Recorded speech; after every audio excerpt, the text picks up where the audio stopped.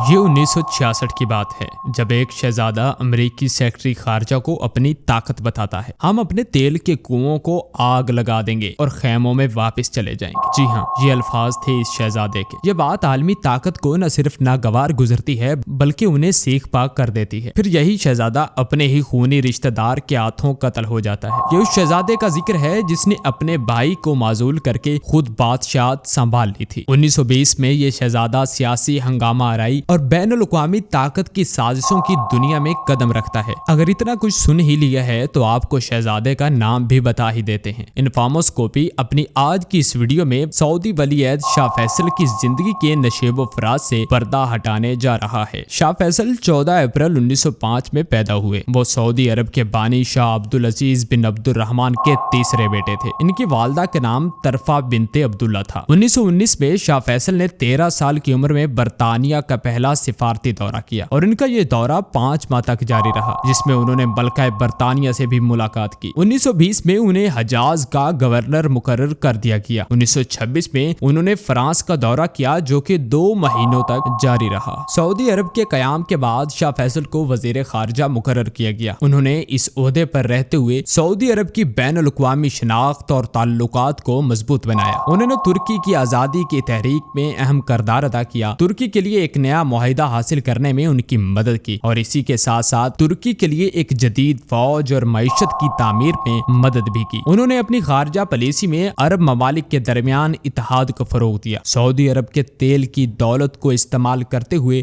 بین الاقوامی سطح پر اثر و رسوخ کو بڑھاتے گئے۔ 1958 میں شاہ فیصل کو وزیر اعظم مقرر کیا گیا۔ اس عہدے پر رہتے ہوئے انہوں نے اقتصادی اور انتظامی اصلاحات کی جس میں زراعت، تعلیم اور صنعت کی ترقی شامل ہے۔ ان اصلاحات کے نتیجے میں سعودی عرب کی معیشت میں تیزی سے ترقی ہوئی اور اس کے بنیادی ڈھانچے میں بھی بہتری آئی۔ شاہ فیصل بن عبدالعزیز کو 2 نومبر 1964 کو کراؤن پرنس بنایا گیا۔ شاہ فیصل نے اپنے بھائی شاہ سعود کو معزول کر کے خود بادشاہت سنبھال لی۔ وہ ایک ایسے شخص کے طور پر جانے جاتے تھے جو سعودی عرب کی روایات اور اقدار کا احترام کرتے تھے۔ 1964 میں شاہ فیصل نے عرب اسرائیل جنگ کے دوران عرب ممالک کے ساتھ مل کر ان کو متحد کیا اور اسرائیل حمایتی ممالک کے خلاف تیل کی برآمدات کو روک دیا جس سے عالمی معیشت پر شدید اثرات پڑے۔ تیل کی پابندی کے باعث عالمی سطح پر تیل کی قیمتیں کئی گنا بڑھ گئیں جس نے عالمی معیشت کو بحران میں مبتلا کر دیا۔ اس حکمت عملی سے مغربی ممالک کو اسرائیل پر دباؤ ڈالنے پر مجبور کیا گیا۔ شاہ فیصل اور امریکی سیکرٹری خارجہ ہنری کسنجر کے درمیان